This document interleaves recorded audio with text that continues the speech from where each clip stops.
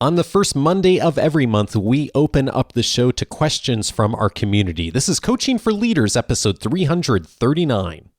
Produced by Innovate Learning, maximizing human potential.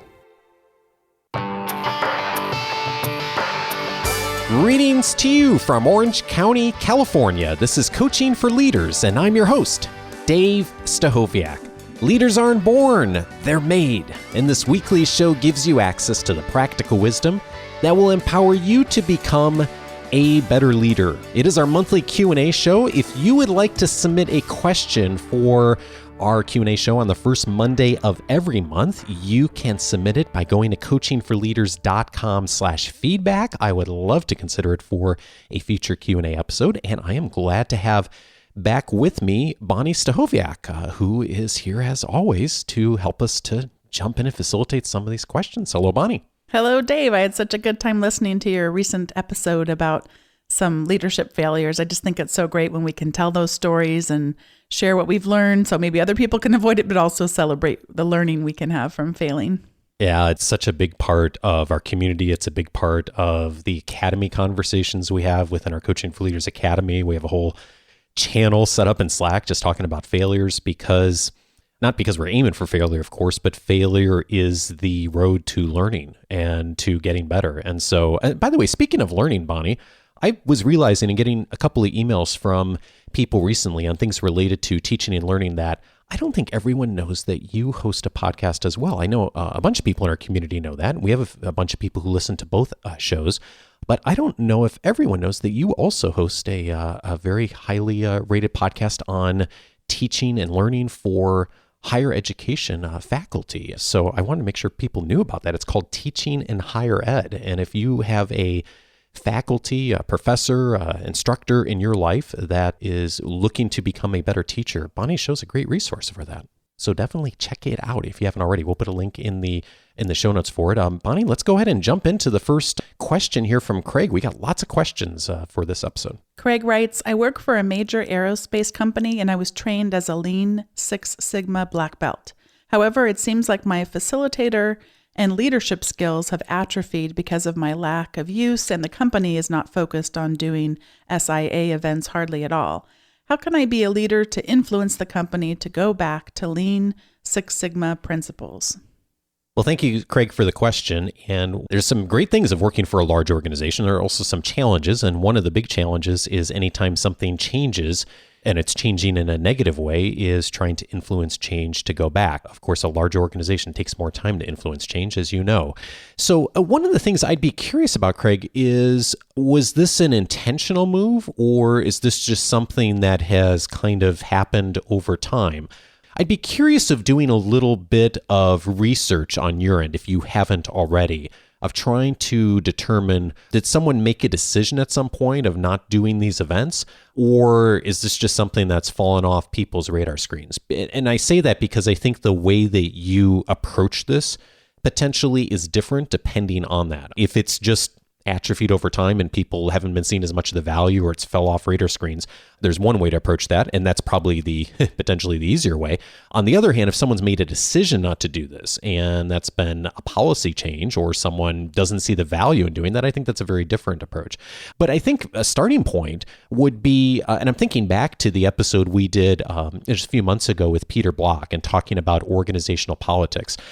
I'd be really curious what other people in the organization are thinking about this, and if they are thinking about this. And so first step, Craig, would be going and having some conversation with people, particularly as Peter Block talked about in that episode, of being really transparent with the people who are allies of yours, people who you have high trust with in the organization, and people who generally agree with you that these things have been valuable in the past. I'd be curious, if you haven't already, of having some conversation with them and just finding out, where do they stand on this? Or have they noticed that these events aren't being done as much? Do they see the value in it continuing? Is there something they know about what's going on politically within the organization that would be helpful for you to know about if you're going to try to affect change going forward? And one of the other suggestions that Block made in that episode, and I really like too, is taking time to also engage with opponents. So opponents are people you have still high trust for, but may not agree with you. So these would be the people that you have a good relationship with in the organization, but are for whatever reason not supportive of these events, and finding out where are they coming from. And maybe that conversation just starts, rather than you trying to change anything, it's just starting from understanding. So you come to that conversation, Craig, from a place of listening, of why are we not doing this anymore, or at least understanding, like, what are the other priorities that have crept in that have kept this from being a priority.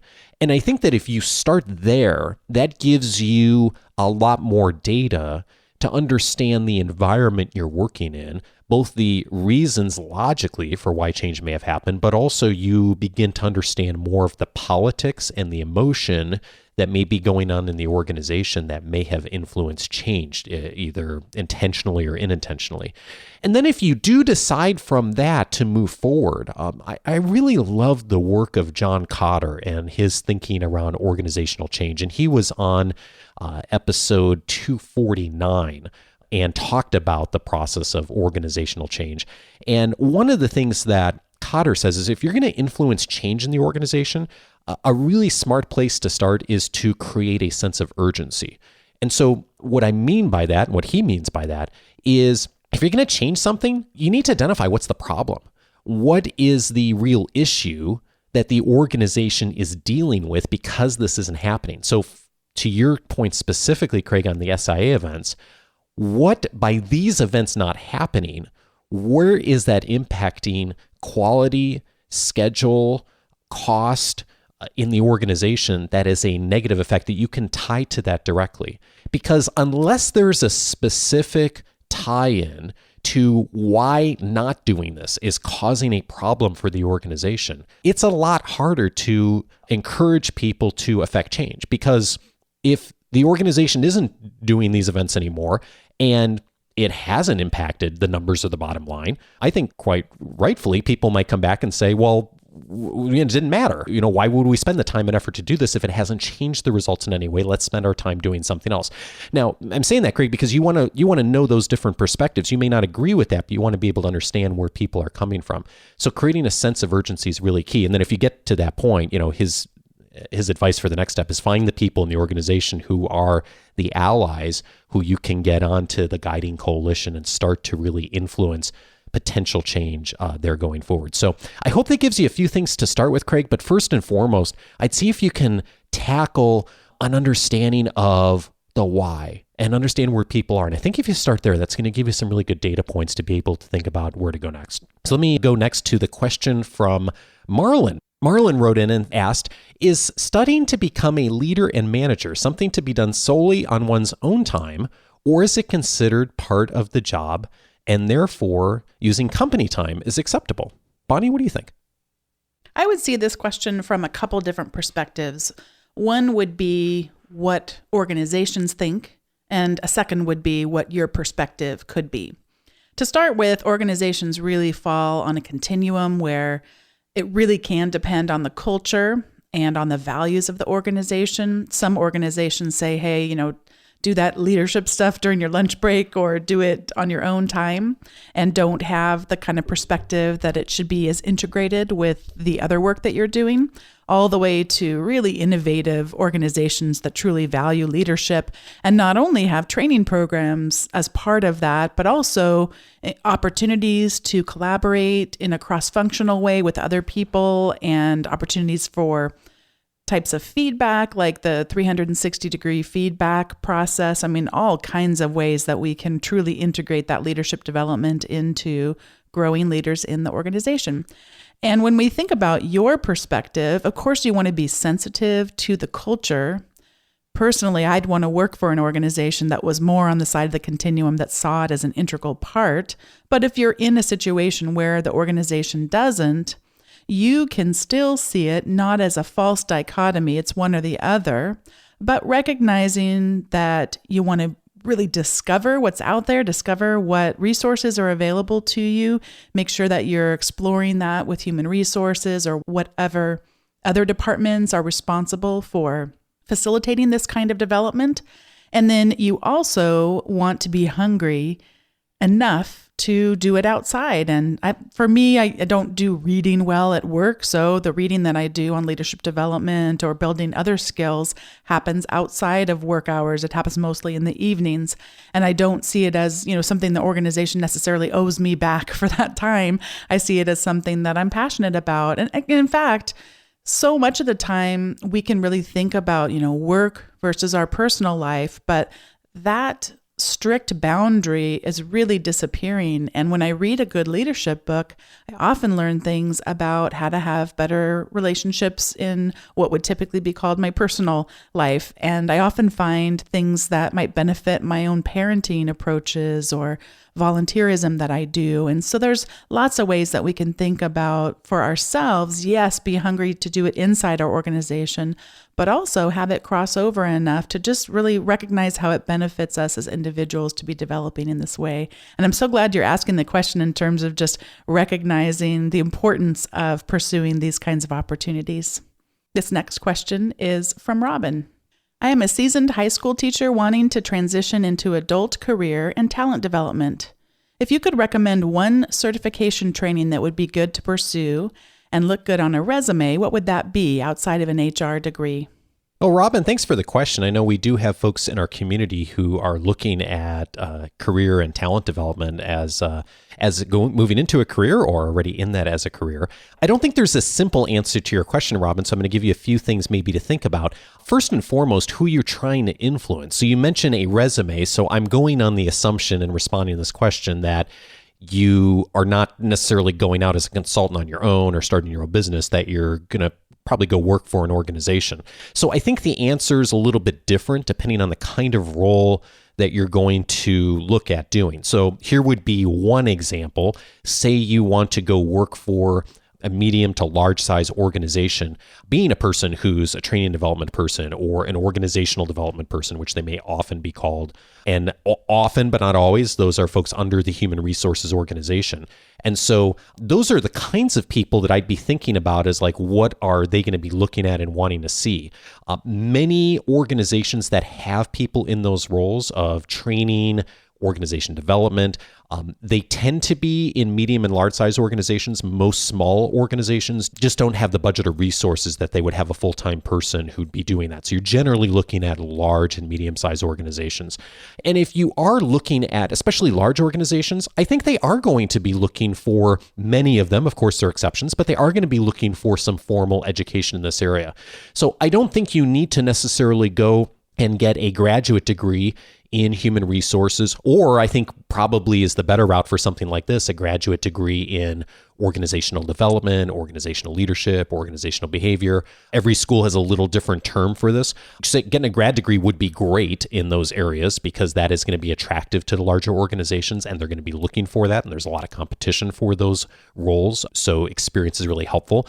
But many schools who have graduate degrees in those areas, especially at the master's level, often will have a lower tier certificate program. So a graduate program, for example, in organizational leadership, like the master's that Bonni and I did, I think there was 10 or 11 courses, but you could also just do 3 or 4 courses and get a certificate. That's a really great start because it shows on your resume and to a potential employer that you are willing to invest in your education. You're going to get a ton of great learning. But the other benefit is if you decide at some point down the road that you do want to go in and invest in a degree, oftentimes, certainly at that school and sometimes even in a different school, you could apply those courses toward your actual degree. So that'd be one way to approach it as far as looking at a certificate. The other option would be, let's say you wanted to go work in an organization or maybe even wanted to go work for a training company, say like Dale Carnegie, like I've worked for. In that case, you may not decide to go and get more graduate level education or a certificate program. You may go in and say, hey, I want to become a really great facilitator and go through their internal program. Like Carnegie is an internal program that's amazing. And it actually takes a couple of years and it's well over 300 hours of development to become a Carnegie instructor. It is probably the premier standard in the training industry of developing great training and facilitation skills. And the starting point is taking one of their courses. So if you wanted to be a stand-up trainer and facilitator, that may serve you a lot better than going and spending a year or two getting more education in a formal way in the classroom. So I think it depends what you want to do. One thing I'd certainly encourage you to do is to think about what kind of roles you think you may be interested in. Go start talking to some of those people. Find those folks in your network, make some introductions. Find out what they've done for their career development and what certifications they have, what schools they've looked at, where their degrees are from, because those will inform you on what you may do as a next step. And then the other place that I'd also recommend looking for, especially within this industry, is the Association for Talent Development. It was formerly ASTD. It's at td.org.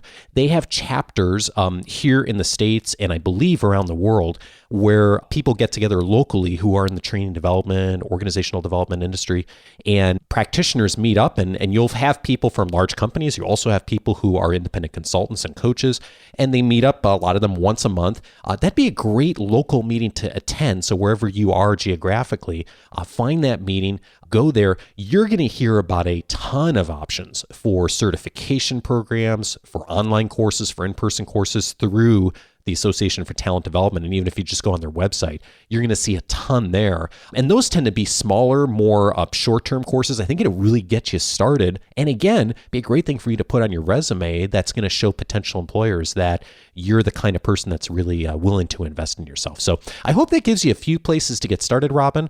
Good for you for asking this question and making the transition. And drop us a line. Let us know what you decide to do. I'd love to hear.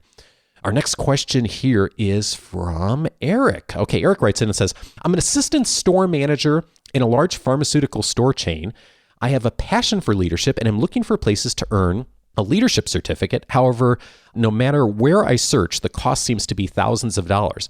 I don't make nearly enough in my job to afford something like that, and my company won't drop a dime to pay for the training, even though I'm offering them a life of servitude, he says. Even if. Oh, even if I offered them a life of servitude. Okay, good. That's better. Leadership certificates and training seem to have high costs attached to them. Where can a guy like me go for an accredited leadership development program that won't cost me thousands of dollars? Bonni, a little related to our last question. Thoughts you have on this? I'm not sure that it's necessary for you to try to seek the impossible, which would be an accredited leadership certificate program. When you talk about accredited, there's language in there. If you're speaking specifically of the United States, we typically have regional accrediting bodies. And that adds a lot to the price tag of leadership development, as you already have indicated in your message. While I think these programs can be highly valuable because they do come with that external entity ensuring some accountability on behalf of quality of the education and the results that graduates typically get and that type of thing. It is valuable, yes, but absolutely necessary in a day like today, I would say not. And there's a couple of things that they offer. A more formalized training program will offer opportunities to really apply what you're learning. And so for you, if you decide to watch many of the resources that are available online or read books or participate in, volunteer co-mentoring programs, then build into that structure, either do it yourself or do it collaboratively with a group that you're working with for opportunities for application. That's where the real learning happens. And that's really where the downfall is to some of the low-hanging fruit in the training industry, is that there's not that opportunity to apply what I'm learning, have some small failures, pick myself back up again, and move toward the kind of development I want to see. They're also, one of the advantages of the kind of program that you're talking about hoping to pursue is opportunities for accountability. So how do we build in then accountability? And again, some of that can be self-accountability. One of the things that I know Dave and I do around our own accountability is setting goals. And he and I are both really shifting to setting more small goals. Dave's kind of a fan of using this 12-week year model where 4 times a year setting goals. And in the world that I live in academia, since we primarily work on semesters, mine is called a trimester. So I've got my fall goals, I've got my spring goals, and I've got my summer goals. And those really look different. Sometimes I carry them over from the fall to the spring if I'm not able to get quite as far as I wanted to. But just more opportunities for accountability. And I have a weekly review where I review those goals. And then on on the space between the fall and the spring and summer, etc. That's where I really dive in and make any kinds of adjustments and set the ones for the next time and really do those bigger reviews.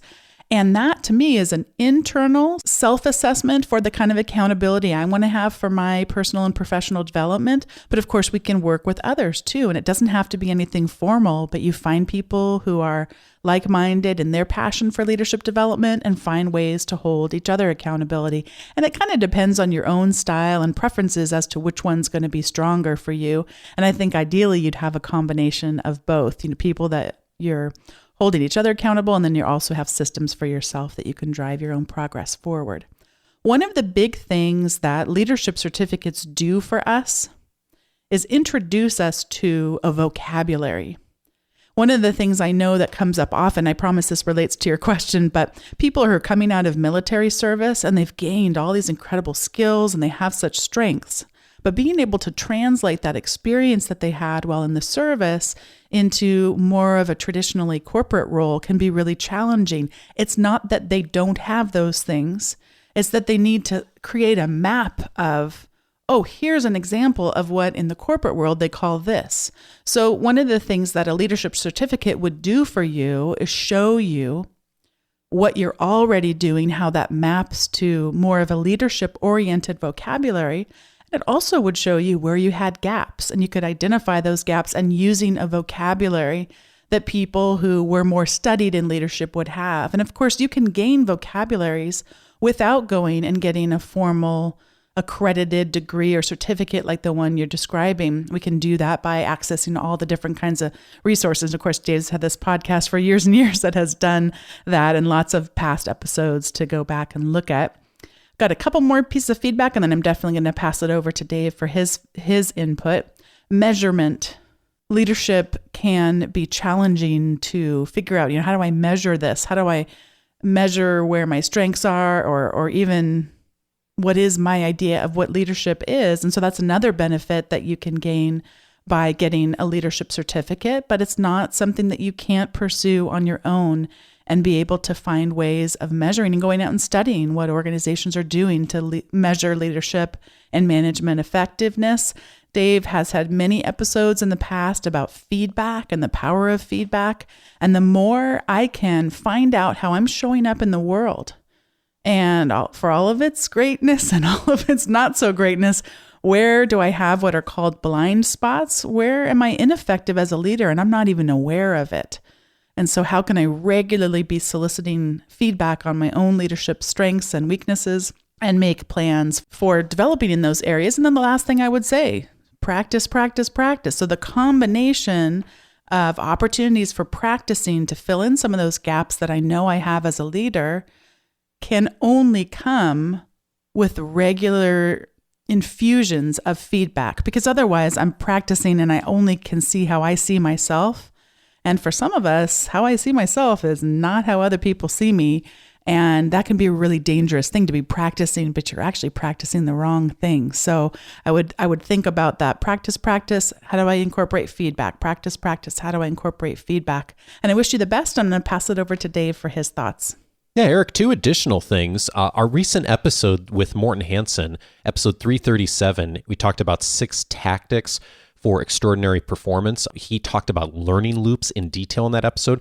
It's not a substitute for a formal training or academic program like Bonni was discussing, but it's a great starting point for beginning your own process for how you learn well. And if learning is the key driver for this right now, and maybe it's not so much about the program or the certification, it'll get you started. And so many things Bonni mentioned lined up really beautifully with the 6 steps in his model, and that's backed successfully with research. So episode 337, if you haven't already heard it, I'd certainly go check that out. The other thing that I suggest here, Eric, is you mentioned you've gone and talked to your organization and they're not willing to invest. I wouldn't consider that the end to the conversation unless someone literally told you, you are not getting funding for this, don't ever ask again.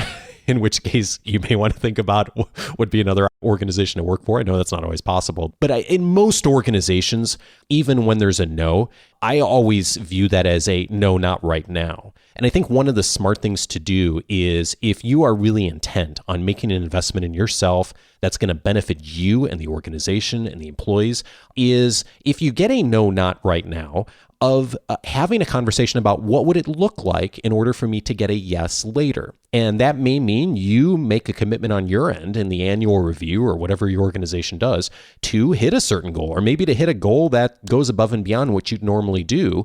And that part of what the organization agrees to do, of you doing that, is making an investment in a program or coaching or certification or something like that. I think too often, the people I've seen over the years who have not had success in getting organizational funding, they stop too soon, or it ends up being a one-time conversation versus being an ongoing conversation and looking at it from a partnership standpoint. So if you haven't already done that, I'd consider that as a way to approach this. And if you're looking for a model for that, I would certainly suggest checking out one of the member casts I posted a while back. I'll put a link in this week's leadership guide and in the show notes here. It's MemberCast 7. If you're a free member on the website, you can get access to it. It's 7 steps to landing professional development funding. It's about a 20-minute audio for me that I walk through over the last 15 years, all the things that I've seen work really well for people over time in order to get reimbursement and funding from an organization to participate in leadership development or academic programs or training programs like Bonni was discussing. If you haven't listened to that, I'd certainly recommend that as a starting point, because it'll give you a sense of some of the things you can try. And like I said, even if it's a no for now, also what I talk about in that episode is how you can lay the groundwork for the future in order to be more likely to get a yes down the road. Because I think there is, in most organizations do recognize there's a partnership. And if you're willing to make the investment and you're willing to show results, most organizations are willing to do something. The vast majority of our academy members either get full or partial support from their organization. And it's because they're willing to ask and they're willing to have good conversations. And some of them, 6 months or a year from now, of people we've worked with who've then gotten that conversation to a point where the funding is available. So I'd encourage you to check that out. So I hope those help you, Eric, and give you a starting point, even if you don't start a formal program right now, but give you a starting point for your own leadership development. Now, speaking of leadership, I saw a tweet, Bonni, recently. One of our listeners messaged me and said Simon Sinek had tweeted about leadership and management. I've been getting a bunch of questions in the last couple of months, both on LinkedIn and people in our academy, about the distinction between leadership and management. We've talked about this in past shows, but someone messaged me because Simon Sinek sent out this tweet, and Sinek's tweet says, I'm quoting here, "Management is the practice of manipulating people for personal gain. Leadership is the responsibility of inspiring people for the good of the group." And he sent this message along and says, Dave, do you agree with this? So I'll answer that question, but let me step back first and say, here's how I view leadership and management. I love what John Kotter has said on this. I mentioned him a little bit ago. John Kotter really frames leadership as the process of handling change, and views management as the process of handling complexity in an organization. And as organizations begin and are born, there's a lot of change happening. And as organizations grow, there's more and more complexity. Most of us in our roles and our careers are going to navigate both of those. And depending on the role that we're in, we may be doing a lot more leadership and handling change. We may be doing a lot more management and handling complexity. Almost all of us are doing some of both every day and are charged with doing both as leaders in organizations. So I don't see it as good or bad. I see leadership and management as both really necessary things for us to be doing. So I love Sinek's work. He inspires me all the time. On this point, I disagree with him. I suspect he has a different definition of management, but I think both are really essential. And if you're wondering, as a number of people in our community are, about the distinction between leadership and management, 2 resources I'd really recommend for you. One is to go back and listen to John Kotter when he was on episode 249. He is really the person I think is probably the greatest thinker in the world on organizational change and has had a model that has withstood the test of time for many decades now. That's helped many organizations, and many people I know in our academy utilize that model with great success. So that's one place to go. Also, I'm mentioning this because my friend Tom Henschel, who hosts the Look and Sound of Leadership podcast over the last couple of months, has been doing a series on the distinction between leadership and management. He's been talking about John Kotter too, and the examples he's been mentioning in the recent episodes are really fabulous. Tom's going to be coming back on the show again soon as well, but I'm going to put links in the notes and in this week's leadership guide as well to Tom's episodes. If you're looking for some additional inspiration on the distinction between the two, I'd certainly suggest listening to Tom.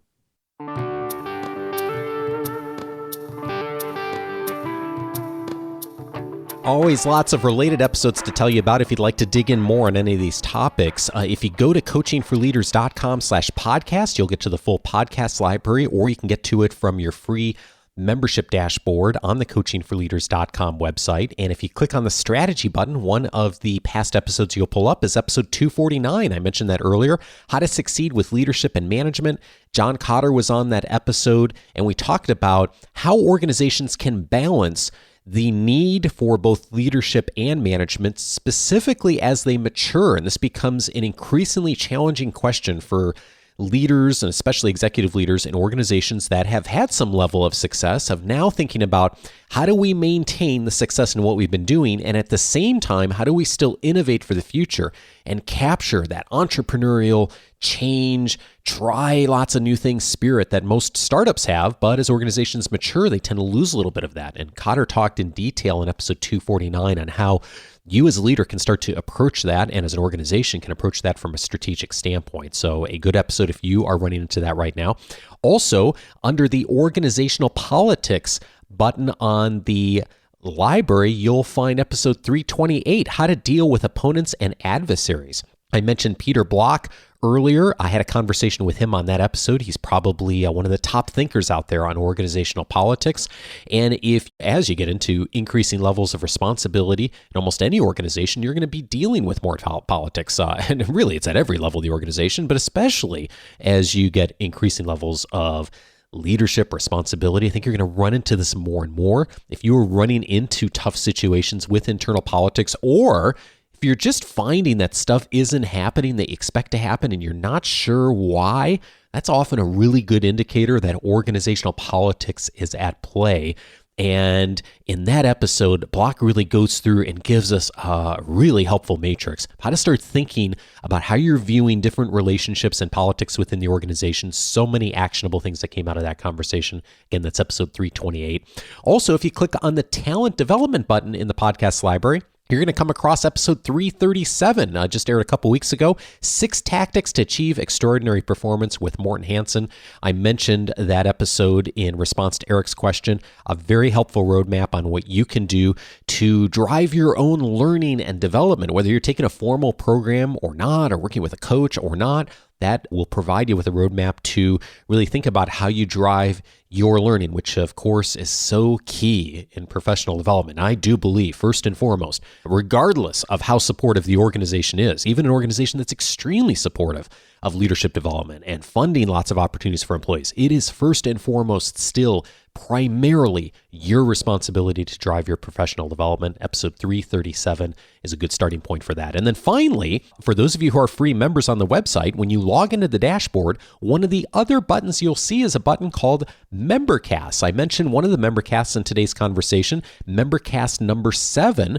And that title is 7 Steps to Landing Professional Development Funding. That's the Membercast where I walk through in detail what are the kinds of things you should be thinking about, what are the strategies to use when you're asking for funding. That will apply to all kinds of things that you may be thinking about asking for support from your organization for. Membercast 7 is where to go, and that's again under the Membercast button on the website. Hey, if you haven't already set up your free membership, it is going to give you access to all of that, plus a ton more. One of the other resources I've been posting recently is all the highlights and the books that I've been reading of people I've been interviewing on the show over the last 6 months.